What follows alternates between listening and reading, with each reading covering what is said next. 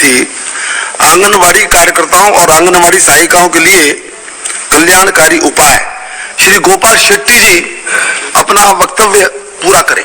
आदरणीय शेट्टी जी हाँ, धन्यवाद सभापति महोदय जी। रितेश पांडे जी द्वारा प्रस्तुत ये प्राइवेट मेंबर बिल आंगनवाड़ी कार्यकर्ताओं और सेविकाओं को उनके कामकाज में और उनके जीवन में एक बदलाव आए, इस प्रकार का ये प्रस्ताव है। इस पर मैं अपने विचार रखने से पहले मैं आपको धन्यवाद देना चाहता हूं, आपने मुझे देने का मौका दिया। आपके साथ में बहुत सारे लोगों को आश्चर्य होगा इस बात को सुनकर कि उन दोनों में 100 रुपए का मानधन से उन्होंने प्रारंभ किया था। वो 100 रुपए का बढ़कर फिर 400 रुपया हुआ, फिर 800 रुपया हुआ, फिर बढ़ते बढ़ते आज बहुत अच्छा उनको मानधन मिलता है, ये तो नहीं कहूंगा, लेकिन सम्मानजनक मानधन मिलता है। ये तो मानव जीवन का एक अपेक्षा होता है कि जितना ज्यादा मिले उतना मिलना चाहिए, उसके लिए वो स्वयं भी मांग करते रहे और जनप्रतिनिधि और सरकार भी समय समय पर उसके पर विचार करती रहती है।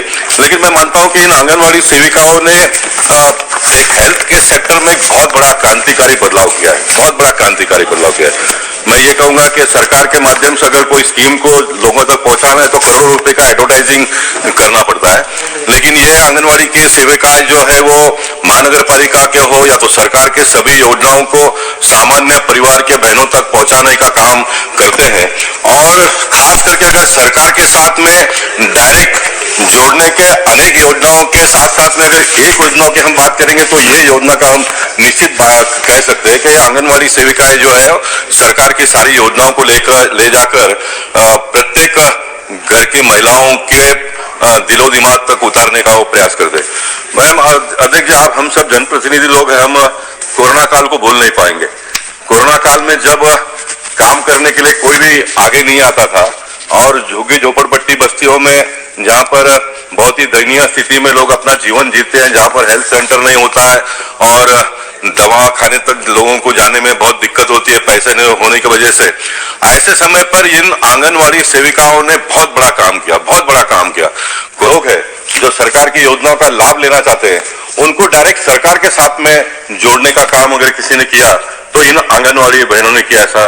तो मैं ये चाहता हूं कि कम से कम ये आंगनवाड़ी सेविकाओं को एक परमानेंट हेल्थ कार्ड दिया जाए, उनको प्रायोरिटी में, अगर उनका नाम 2011 के सेंसर में है या नहीं है तो इनको इसमें साथ में जोड़ देना चाहिए, तो इन सारी बहनों को इसका लाभ मिले। क्योंकि ये दूसरे का जो चिंता करती है, अगर उनके जीवन में भगवान करे कभी कोई आपत्ति इस प्रकार का आए नहीं, बीमार ना पड़े हो, लेकिन अगर पड़ते हैं तो उसकी व्यवस्था हम जैसे लोगों ने इस पार्लियामेंट के माध्यम से पूरे देश भर के बहनों का चिंता हमने करना चाहिए। इसलिए इसका लाभ उनको मिले, उनको प्रायोरिटी में इसके साथ में जोड़ा जाए। ये भी मैं सम्मान मंत्री महोदय जी यहाँ पर बैठे हैं तो उनसे भी मैं निवेदन करना चाहूंगा। जो भी बहनें इस सेविका बनकर या तो आंगनवाड़ी सेविका बनकर काम में लगी थी तो तब उन्होंने कोई बहुत हमारा जीवन में बदलाव आएगा इस प्रकार का सोच उनका नहीं था। उनका सोच यही था कि हम समाज के लिए कुछ योगदान दें अपना, हमारे जो सिस्टम है कॉर्पोरेशन हो या तो राज्य सरकार की, सरकार को हम मदद करें, इस प्रकार के सोच से वो आए थे। लेकिन जबकि ये विषय इतना बड़ा हो गया पूरे देश भर में तो उनकी छोटी मोटी कुछ अपेक्षाएं जागी है, तो उस अपेक्षाओं पर हम सब लोगों ने मिलकर खरा उतरने का प्रयास